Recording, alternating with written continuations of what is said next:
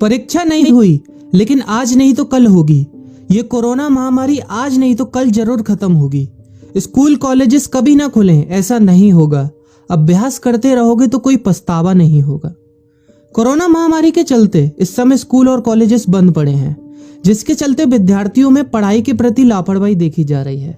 इसी को देखते हुए मुंबई के एक स्कूल में हमारे पुराणों में लिखित एक कहानी सुनाई गई और विद्यार्थियों को इस कहानी के जरिए एक मैसेज दिया गया, एक सलाह दी गई।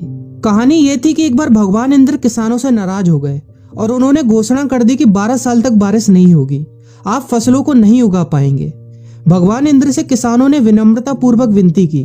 किसानों की विनती को देखते हुए इंद्र ने बड़ी चालाकी से बारिश न होने का सारा श्रेय भगवान शिव के ऊपर डाल दिया और कहा कि बारिश तभी संभव है जब भगवान शिव अपना डमरू बजाएंगे। लेकिन इंद्रदेव भगवान शिव के साथ पहले ही गुप्त रूप से चर्चा कर चुके थे और उनसे किसानों के साथ सहमत नहीं होने के लिए भी अनुरोध कर चुके थे। जब किसान भगवान शिव के पास बारिश के लिए विनती करने के लिए गए तो उन्होंने भी कह दिया कि बारिश तभी होगी जब मैं 12 साल बाद अपना डमरू बजाऊंगा। निराश होकर वापस लौटते किसानों ने 12 साल तक इंतजार करने का फैसला किया। लेकिन उनमें से एक किसान वापस लौटकर नियमित रूप से अपना काम कर रहा था, खेती कर रहा था, यहाँ तक कि बीज भी बो रहा था।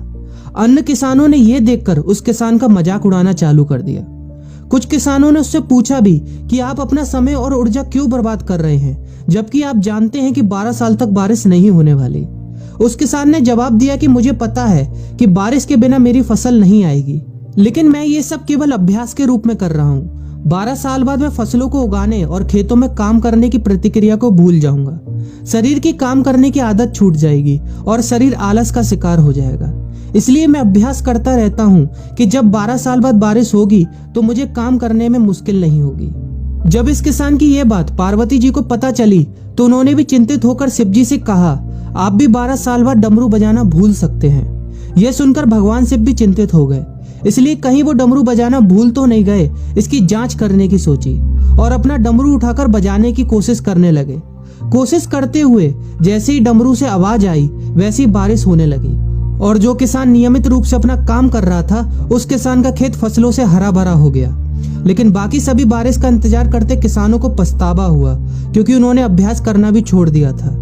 इसी तरह 2 सप्ताह बाद, 2 महीने बाद या 2 साल बाद लॉकडाउन समाप्त हो जाएगा। कोरोना महामारी भी खत्म हो जाएगी। इसे घूरने या इस महामारी के खत्म होने तक का इंतजार करने से बेहतर है कि आप जिस कक्षा में हैं या जिस अगली कक्षा में जाने वाले हैं उसका अध्ययन करें। पुस्तकों का अध्ययन करके अपने कौशल को तेज करें। आपके पास जो ज्ञान है उसे और बढ़ाएं। इस समय का इस्तेमाल करें और ये सोचें कि आप और भी बेहतर कैसे कर सकते हैं, क्योंकि डमरू कभी भी बच सकता है। इसलिए अभ्यास करते रहें। अभ्यास ही गुणवत्ता का सार है। अभ्यास ही है जो आपको किसी भी क्षेत्र में पूर्ण बनाता है।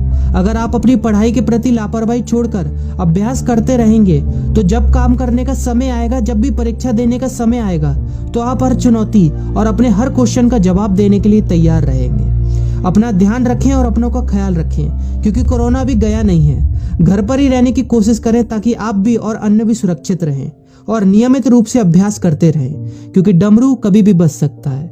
वीडियो अच्छी लगी हो तो वीडियो को लाइक और अपने फ्रेंड्स के साथ शेयर करना मत भूलिएगा। और अगर आप एक पेरेंट हैं तो आप भी अपने बच्चों के साथ इस वीडियो को शेयर करना